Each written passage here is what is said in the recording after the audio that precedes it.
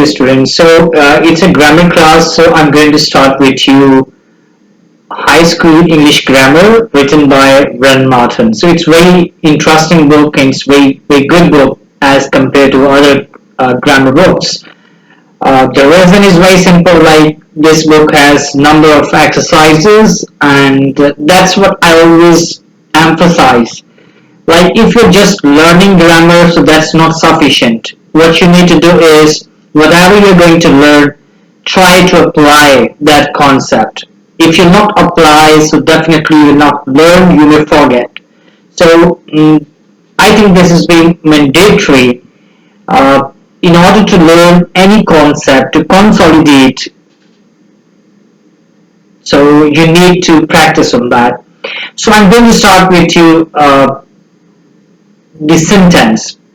So the book is just in front of me. At the end of this, we'll go for exercise as well. But it's a very short video. We'll try to cover up in 10 minutes, and then we'll go in sequence. And wherever we have the exercise, we'll try to work on that exercise based on concepts that we will learn before going to start that exercise.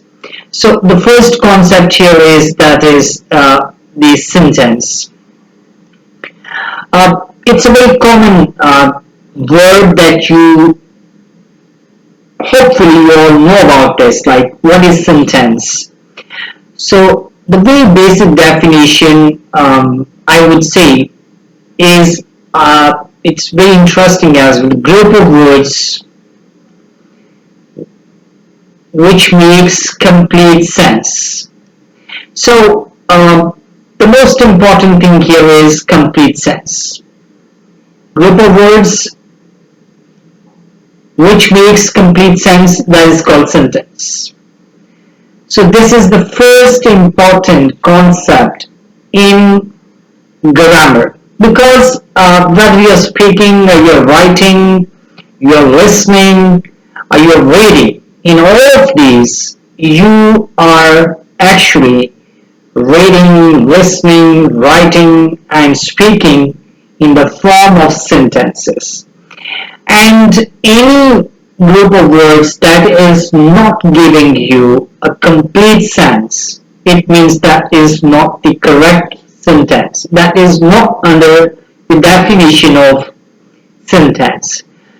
So a very basics of grammar is sentence. So if somebody who is just speaking a new language, and you will observe like that person is not able to just speak or write a complete sentence. And if you're not able to speak a complete sentence, so definitely you will not be able to help others to understand. So speak or write, in all of these cases we use words, and these words are in a groups.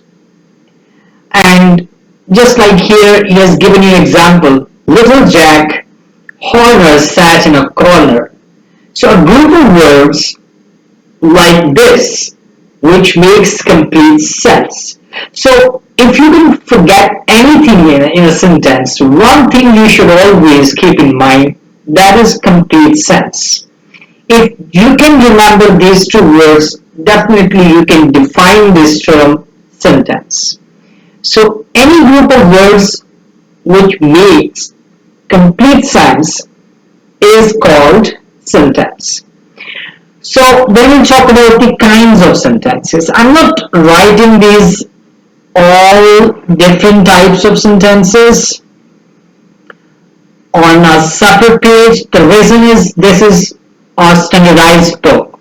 Like if I need to elaborate, so I can write on the book as well. So I have an option here. So kinds of sentences, we have 4 kinds of sentences. And we will learn all of these sentences one by one, but let's start with an example. For example, those which make statement or assertion. We have an example here. Humpty Dumpty sat on a wall. And In other words, I would say whenever we speak or write or listen or read, we always revolve around these four types of sentences. So the first one is statement. Many times in our speaking, in our writing, we used to give some statement. So statement based or assertion based sentences, right? Statement.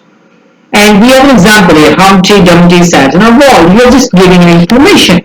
You're not expressing some emotions. You're not asking any question. You're not giving any command to somebody. So it's a simple statement. It's a statement which we can categorize in a separate family of sentences. The second type is those which ask questions. Is very simple. In many sentences, we used to ask questions, and we have placed all those types of questions in a different family of sentences. You have an example here. Where do you live? What's your name? Where are you going? And how do you do? So, a lot of questions that you can ask. Then after you have the type of sentences in which you are expressing commands. Are you requesting somebody? Or you can say like if you are a senior person in a hierarchy, so you are giving command to your juniors and your subordinates. That command is actually under the separate family of sentences.